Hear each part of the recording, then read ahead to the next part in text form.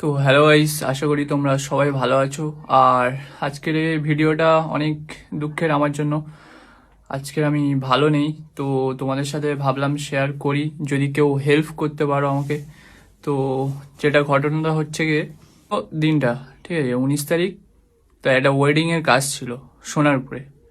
তো আমি এখান থেকে 7টার ট্রেনে গিয়েছি, ঠিক আছে। 6টার ট্রেন ধরবো বলে 6টার ট্রেন পাইনি, তো 7টার ট্রেনটা পেয়েছিলাম। তো 1 ঘন্টা ওয়েট করে 7টার ট্রেনটা ধরেছি। তো ধরার পরে তো ট্রেনের মধ্যে একটা ছেলের সাথে দেখা হয়েছিল, ডায়মন্ড হারবারের দিকে বাড়ি। তাকে আমি অতটা মুখ মুখ চেনা আছে, তার নামটা আমি কিছু জানি না, ঠিক আছে। তো সে আমার সাথে ছিল, তার সাথে গল্প করে সে আমার আমার ভিডিও টিডিও দেখে, ফটোগ্রাফি দেখে। তো আরিয়ানদাকেও চেনে, আরিয়ানদার ব্যাপারে কথা বলছিল, তো সে ছিল, ঠিক আছে। তো তার সামনে আমি ওর সাথে গল্প করতে করতে যাচ্ছিলাম। যাওয়ার পথে তো ব্যাগটা আমার একটা কাঁধে একটা ব্যাগ ছিল, পিছনে একটা কাঁধে একটা ব্যাগ ছিল, সামনে একটা ব্যাগ ছিল, আর আমার একটা বড় ব্যাগ ছিল, ঠিক আছে, মানে লাইটের ব্যাগ।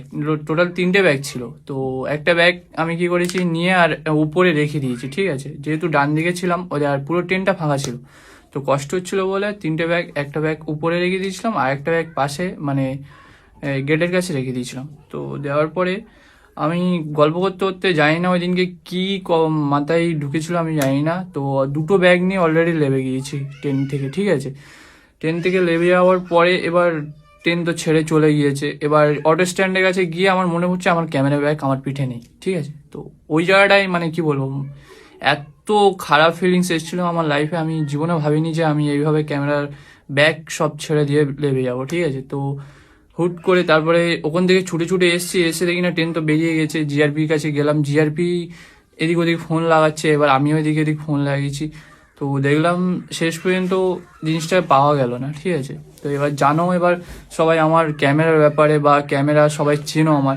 তো তোমাদের কাছে এইটুকুই রিকোয়েস্ট, যদি কারোর কাছে যে কেউ যদি পেয়ে থাকো, ঠিক আছে, তো অবশ্যই আমার সাথে কন্ট্যাক্ট করো। যদি টাকা লাগে দিয়ে দেবো, ঠিক আছে, তোমার কত লাগবে ফাইন টাইন সব দিয়ে দেবো। কিন্তু ওটা আমার শখের ক্যামেরা। আজ ওই ক্যামেরা আমার কাছে কেনা এখন কোনো ম্যাটার না, ঠিক আছে। ওই ক্যামেরা আমি আজ বললি আজ, কাল বললি কাল আমি কিনে নিয়ে চলে আসবো। কিন্তু ওর প্রতি আমার যে একটা ফিলিংস ছিল, সেটা আমার সিরিয়াসলি আমি কদিন আমি ঘুমাতে পারছি না, ঠিক আছে।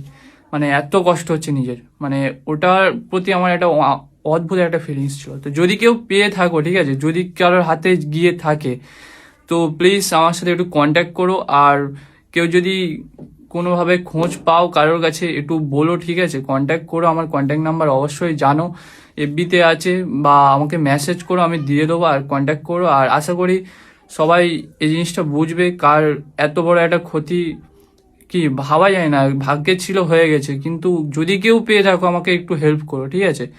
আর আমি ফের ক্যামেরা কিনবো খুব তাড়াতাড়ি। তো ক্যামেরা কেনাটা ম্যাটার করছে না আমার কাছে, আমার ওই ক্যামেরার প্রতি একটা ফিলিংস, ওটাই কাজ করছে আমার কাছে এখন। তো প্লিজ হেল্প করো সবাই, আর ভালো থেকো সবাই।